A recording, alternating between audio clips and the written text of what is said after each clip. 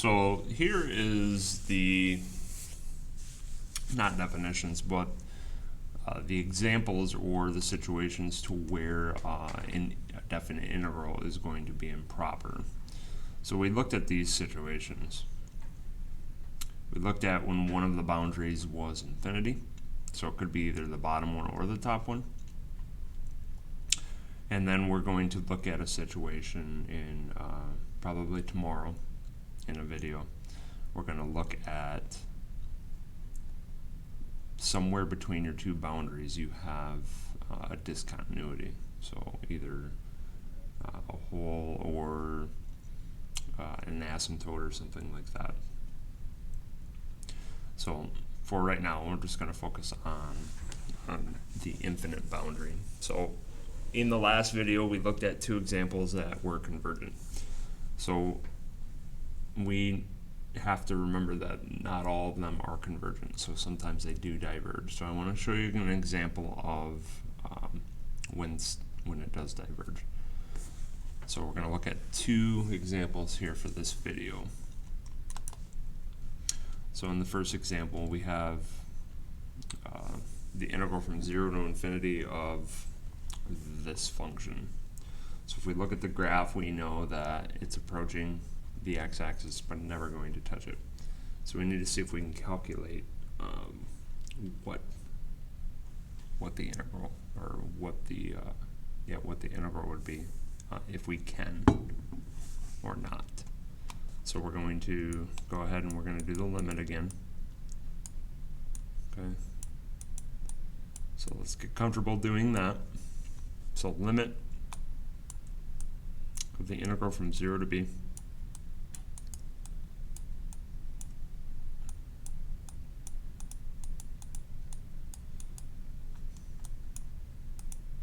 So we had -1 power. We could have rewrote that as 400 over t plus 4. Either way is fine. Might be a little easier to see what the integral would be in that situation. So the integral of this, so 400 over t plus 4. So that we're dealing with natural log. So we have 400. We could pull that out to the front and then integrate 1 over t plus 4. So we have natural log of t plus 4. And we're evaluating it from 0 to b. Okay. So we're still running limit.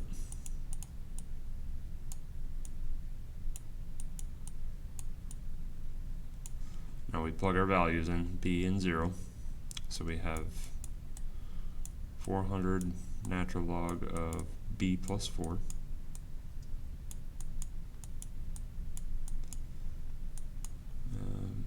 Minus 400 natural log of 0 plus 4, so just 4. Okay, so 400 natural log 4 is going to give us a value. So this is some value times 400 that we can subtract. But if we plug in and we run the limit as b approaches infinity for this first part, we have 400 times natural log of infinity. So if we remember the natural log graph, natural log looks like this. So as we approach infinity, natural log approaches infinity. So we get infinity in this situation here. So this turns into infinity. So anytime you have that, we've learned that we can't answer it. So in this situation, we would say that this is divergent, or it diverges. Okay? So divergent would be our answer. So we do not know what the area under this curve is.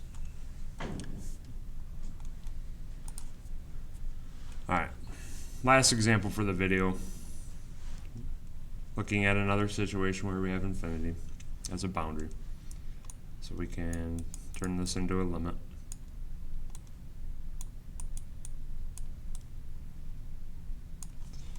I'm having problems writing infinity today. So 0 to b of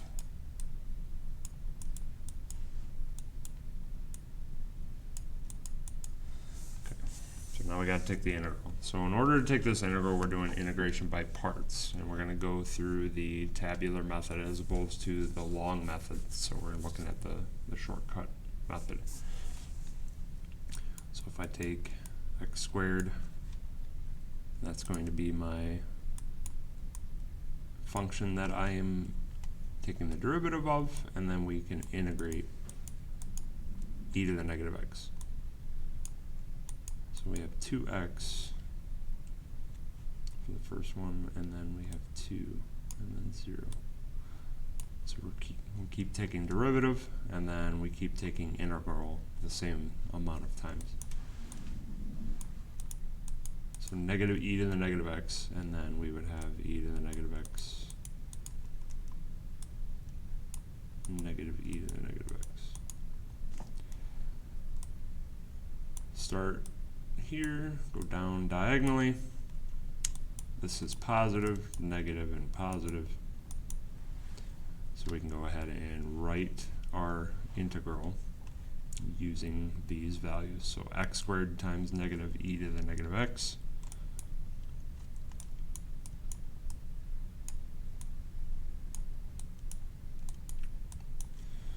And then minus, because this is going to be negative when we multiply these.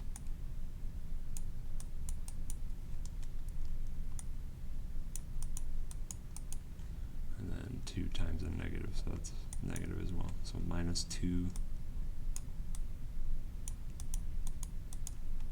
So we're evaluating that from 0 to b, and then we're taking the limit. So limit is out here. Okay, so plug our values in.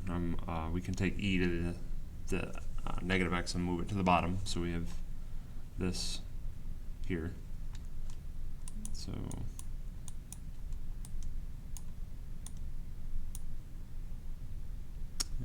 e to the b, negative 2x e to the b, minus 2 over e to the b, minus, so if we plug 0 into this first term, that's going to cancel because this is 0 times e to the 0. This term's going to cancel. And if we plug 0 in here, we would have negative 2 over e to the 0, which would be 1. So we have minus 2. If we go ahead and we run the limit,